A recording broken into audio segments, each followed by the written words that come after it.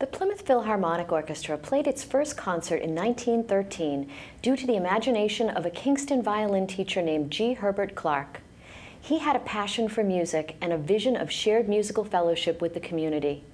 Today, that same spirit is very much alive. Today's orchestra comprises all professionally trained musicians who come from diverse academic backgrounds, a variety of countries, and who bring a world-class level of precision, skill, and dedication.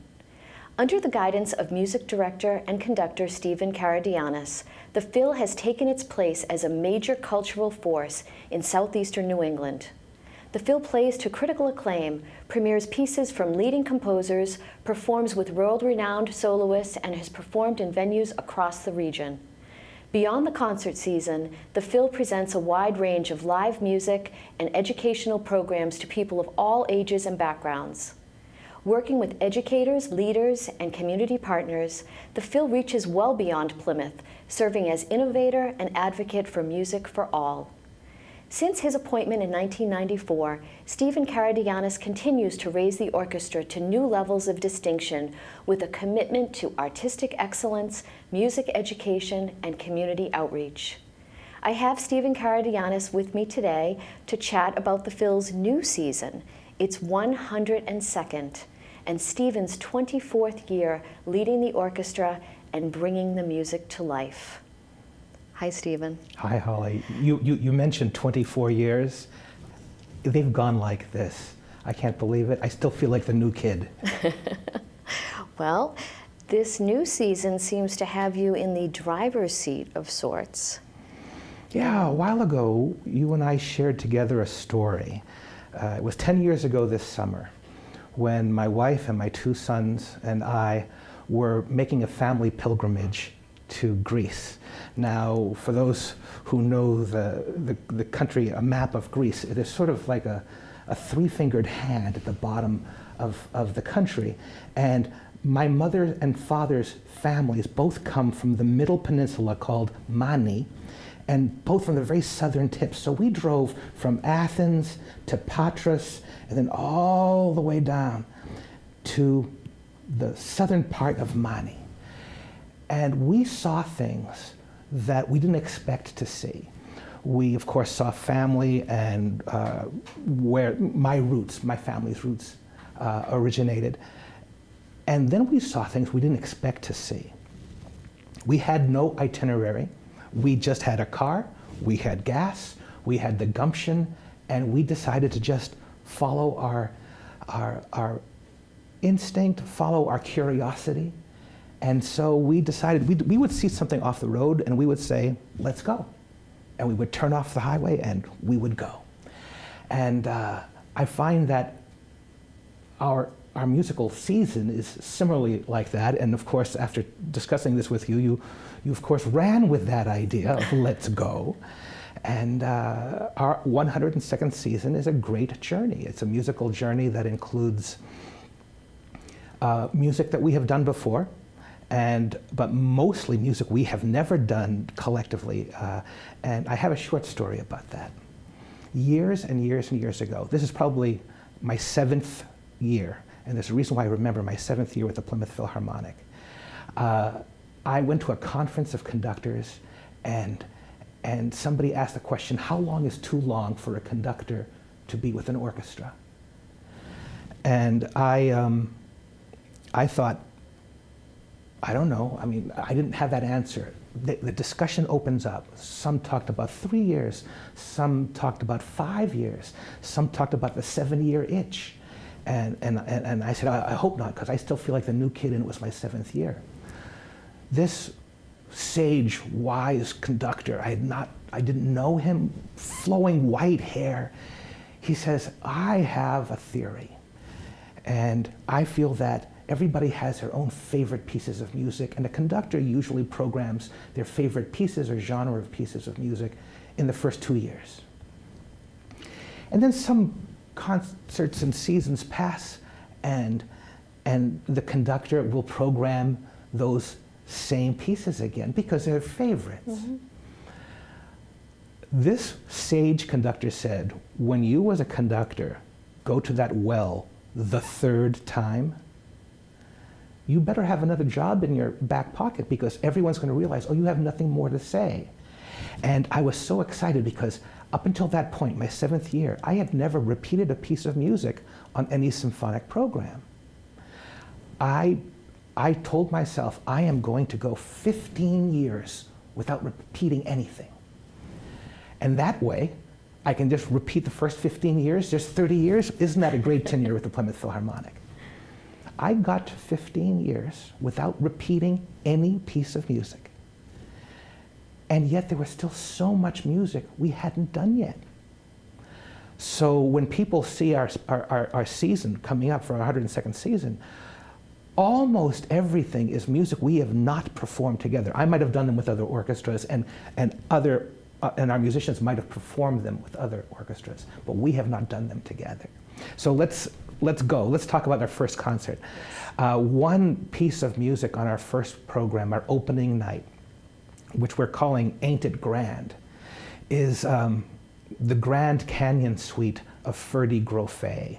And this is a sonic exploration of the Grand Canyon. It's in 5 movements. People will hear jazz elements. Actually, this will sound very familiar if you're a fan of the Boston Pops, because Arthur Fiedler loved doing this music. Ferdy Grofé was one of George Gershwin's orchestrators. So Ferdy Grofé knew jazz, he knew the concert hall, and he knew how to write for orchestra. So this huge tone poem for symphonic orchestra is a real sonic exploration of the Grand Canyon. I'll tell you what's really exciting about that. The very last movement, called Cloudburst, requires a wind machine. And back then, this was written, I had to write this down, 1929, 1930, this was written. And so the wind machines back then were these big, huge, round drums that you would crank, and it's wrapped in canvas, and the canvas would rub against something, you'd hear this whoosh. So I've already told our principal percussionist, this summer we're building a wind machine. Excellent. So not only do we have that on the program, we have 2 other pieces of music that will immediately connect with our audiences. One is called Preludio Sinfonico by Puccini, the great opera composer. Everybody knows Madame Butterfly and La Bohème. This is a 12-minute orchestral piece. He wrote very few orchestra-only pieces, aside from what he wrote for opera. But this is a 12-minute piece that you would swear came out of an opera. It's just drop-dead gorgeous, and it goes 12 minutes. And we're going to use that as the sorbet between the Ferdy Grofé Grand Canyon Suite and one of the great piano concertos of the 20th century, Rachmaninoff's Rhapsody on a Theme of Paganini. And again, very familiar music. When I was courting my wife, Amy, at the time, on our second date, she had to play for me on video cassette, mind you, one of her favorite movies. And it was called, I think it was called From the End of Time. It's something like that. But Christopher Reeves was in it, and they play some of the Rachmaninoff as movie music. And so this particular tune will be very familiar to everyone. So that's our first concert. Our second symphonic concert takes us to the Performing Arts Center at Plymouth North High School. Again, different inspirations, where our first concert includes nothing that we've done together before in all my years with the orchestra. This particular concert has one of my favorite pieces of music on it, and we've talked about our desert island music.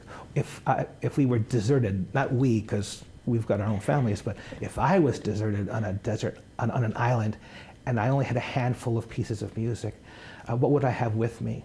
And one would be this guitar concerto called Concierto de Aranjuez of Joaquin Rodrigo.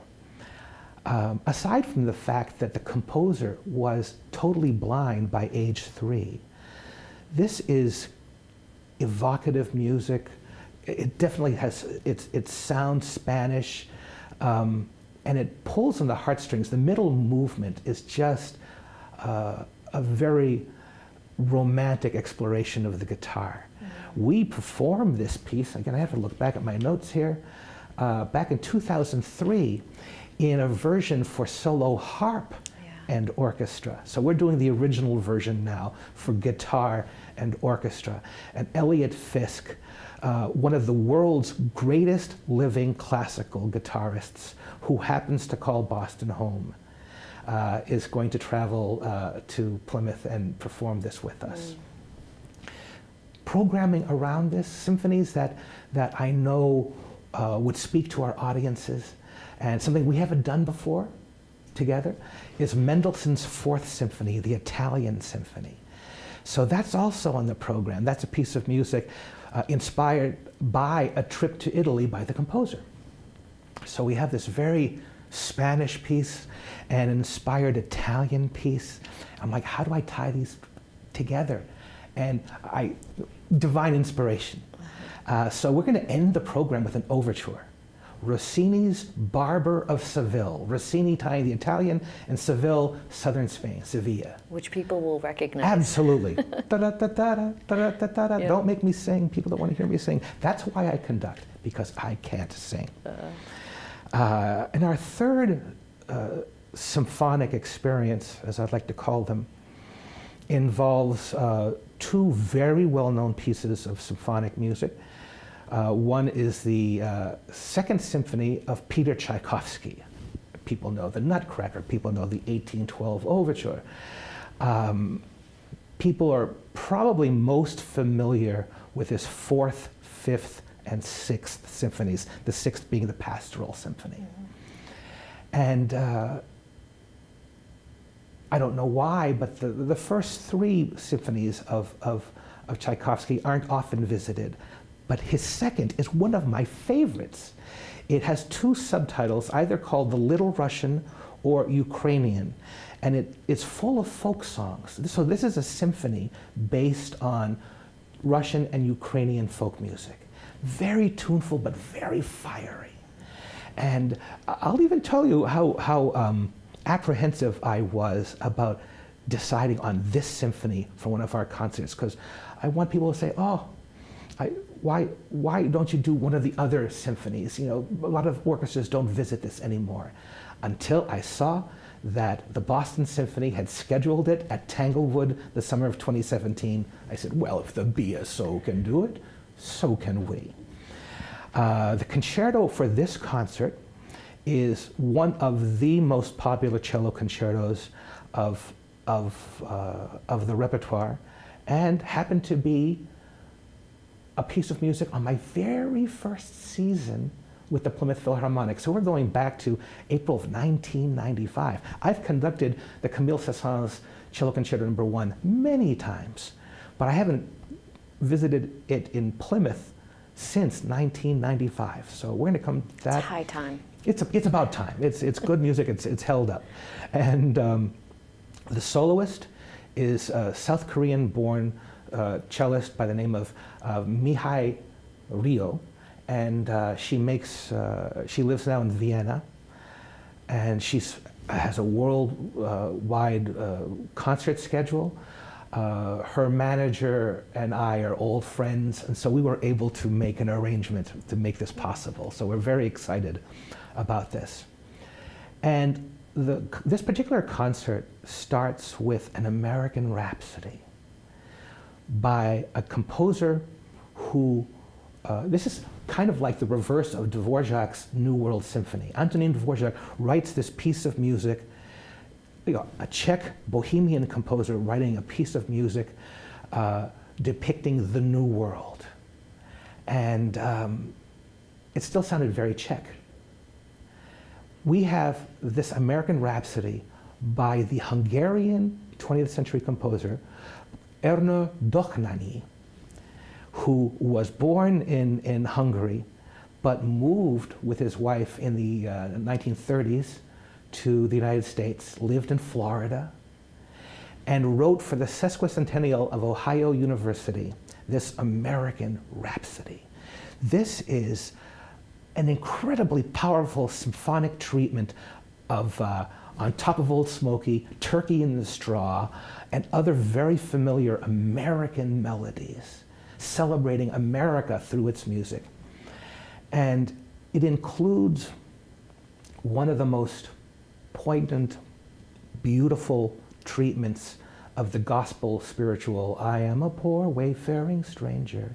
And it becomes a theme and variation on that spiritual that takes your breath away. It's just so beautiful. And here's a composer that no one knows his name. He has a few other pieces for orchestra, but wanted to celebrate America in this special way. And who better than the Plymouth Philharmonic, America's hometown orchestra, Exactly. the Orchestra of America's hometown, to perform this. And by the way, we with the Plymouth Philharmonic have already performed this. When did we? Again, to my notes, which is on page 2, by the way. I should have prepared better. I will say, though, that having listened to the music, Yeah. it does scream America. It has, you can hear the gospel and the folk themes spread throughout. And as you know, I'm just a mere mortal when it comes to music, and I hear it. It's beautiful. Yeah, it's very compelling from beginning to end. The last time he performed it was February of 2005, so it's been a dozen years. It's okay to revisit it. At this point, I'm going to probably be here 50 or 60 years before we can do all of my seasons together a second time. I hope so. My health is pretty good. Yeah. So that sort of wraps up our symphonic experiences. By the way, you notice I try to stay away from the word classical, and that's by design. Some people believe that the word classical is a barrier. And it could very well be. Classical actually implies a particular time period, the Viennese classical period of Mozart and Haydn. I like to talk about these concerts as experiences. Absolutely. We're in the entertainment business. I don't have a problem with that word at all. The idea is, at the end of one of our concerts, you want to be so excited that you have to come back and you have to bring family and friends. Absolutely. So that is the goal. Well, and I think sometimes people don't know they know the music, but we live in a world where the music's all around us. It's in the movie score, it's in the video game. It's kind of always in the background, and then when I sometimes hear something that I think I don't know, I listen to it and I realize I know some of these little pieces. It's beautiful. Warner Brothers cartoons. Exactly. Elevators, and here's my little pet peeve about elevators. I was in an elevator one time and heard Beethoven's Fifth Symphony playing in an elevator. Okay, so I don't mind that there's this great music, but when you hear, here's another quote. A friend of mine said, who was a conductor, you know, listening to recorded music is like getting a kiss over the telephone, right? You miss a whole lot in the medium.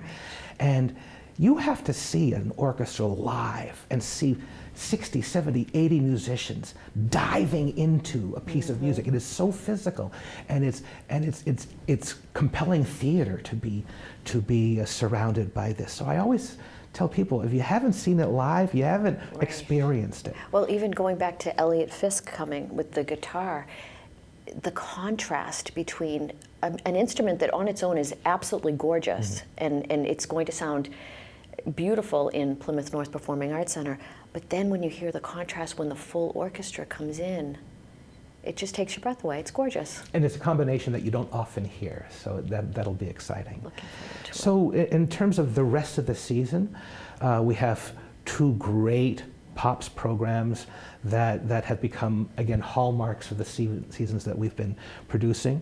Our wonderful holiday Pops concerts, and they mean a lot to me because I believe one of the reasons why they're so popular is I think we have our priorities in order. They have to be fun, and they have to celebrate family and community all through wonderful holiday music. So, and this will be no exception. We have one of our favorite tenors, Matthew Anderson. He's coming back to sing some favorites.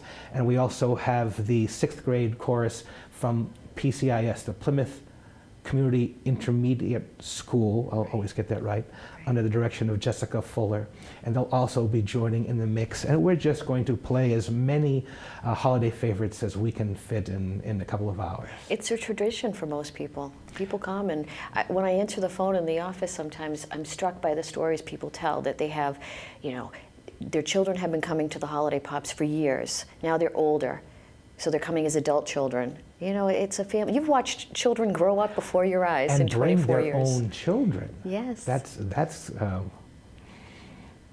amazing to contemplate. I don't feel myself being that old, frankly. So we also have our charity toy drive by kids for kids, our March of the Toys, which we instituted in my second season. So this will be our 23rd annual March of the Toys that we do this year. And the Plymouth Area Coalition will distribute the toys to needy families in time for the holidays. And our Spring Pops concert will feature these two twins, Anthony and Will Nunziata. And they will perform a program called Broadway Our Way. These two guys are firecracker personalities. They sound great as singers. Although they're real Brooklyn boys, they went to Boston College, and they've already promised most of their BC entourage. They're coming down for this concert in May. And nothing like brotherly banter on the stage. Yeah, a little bit of sibling rivalry from time to time. I've seen videos of their performances where they try to one-up one another, nice. And that's pretty fun. Excellent. And also, as part of our season, we have our annual family concert. Yeah. And the reason why we call it a family concert and not a children's concert is it's really intergenerational. Yes, we have a lot of youth performing. We'll have our children's chorus performing again. The winner of the South Shore Conservatory's Youth Concerto Competition, they will also perform with us. But if you've never experienced a live orchestra concert, we invite people to come to that family concert because in an hour and 10 minutes, you will be initiated into this wonderful live acoustic phenomenon of the symphony orchestra, surrounding yourself in this wonderful sonic embrace that we always, non-digital. This is real, as my father would say, the really McCoy. This is the real McCoy when it comes to sonic experiences. So that's our family concert as well. So that is our whole season, that's our Holly. Whole season. How did we do? Excellent. It sounds great. So why don't we talk a little bit about things beyond the actual concert? Because there are a lot of little extras that we have thrown in. I know for some of the concerts we have a pre-concert party, a cocktail party of sorts, which is nice to mix and mingle with the people that will be going to the concert with you. We have a post-concert dessert wine reception after our second concert, which is a lot of fun. Then there's something really special that is one of my favorite things, and that is your pre-concert talks. Because again, mere mortal here, I don't know that much about music, except what you tell me. Cool. But when I have stopped in on them, I come away with so much more than I had going in, and you make it so approachable and easy and small bites and really great for anybody, whether you love music, know a lot about music, or you don't. So tell me a little bit about your pre-concert talks. I'll tell you what the goal of our concerts are, which include the pre-concert talk, is that so many people are scared to walk into the door saying, I don't know this stuff, I'm not going to enjoy it. We take responsibility for your enjoyment. So when you walk in, pre-concert talk will, in a very user-friendly way. I don't have billboards, blackboards or whiteboards. We just sort of tell stories about the music. We have printed program notes in our program book, and I try for the pre-concert talk to not say what's in the printed program book. I read it to make sure I don't say this. That way, so you get me, and then in that time between the talk and the concert, you get more information. I always try to find one time in the concert to also turn around to the audience and break down that imaginary glass wall between performer and audience and say, hi, this is why we're doing this. Yes. So the pre-concert talk for me, is the start of this embrace. And I use that word because we try to take care of everybody with this. We don't want to forget also that all of our evening concerts starting in September are moving a half hour earlier. They're going to start 7:30 instead of 8 o'clock. That's been a request of many of our audience members. The orchestra didn't mind. We polled the orchestra. And so our evening concerts all start at 7:30, and our afternoon concerts still start at 3 p.m. Excellent. So did I answer your question about the pre-concert talk? Yes, you did. Yes. I just want to make sure that people, when they hear the music, they have an idea of, oh, I get this, or oh, I hear that, or I try to give that one little brass ring to just grab on and hold as it passes by. Yeah, it's wonderful. You do a wonderful job with that. So we have to talk a little bit about, what about the summer? We have to wait for opening night, but I hear there's a lot of free, fun things So with we the got Phil. one of these actually, so we have to do this very quickly. So we have a 4th of July concert, and whenever you see the orchestra on the Plymouth waterfront for the 4th of July, someone paid for it. We have to thank our sponsors at some point. And then we also have a series of concerts at the Hanover YMCA, the Emerson Center YMCA, throughout this summer. Right. So And there are all ways of free? experience. And these are all free. Thanks to the generosity of our sponsors. Amen to them. But a great way for people who don't know us to come meet us, and a great way for people who are just dying to get the Phil back into their lives to, you know, kind of segue from Spring Pops into our opening night. That's Excellent. Right. That's right. And it keeps me busy too. That's right. What do they say? Idle hands, the devil's workshop. So keep me busy, I'm good. Stephen, thank you for this behind-the-scenes look at the upcoming season. Thank you, Holly. So lots of great music planned. And as Stephen said, let's go. Please join us for the 102nd season of the Plymouth Philharmonic Orchestra. Whether you are a longtime supporter of the Phil or someone who simply wants to try something new, please come along for the ride. Tickets and information are on our website, plymouthphil.org. We will see you at the concert.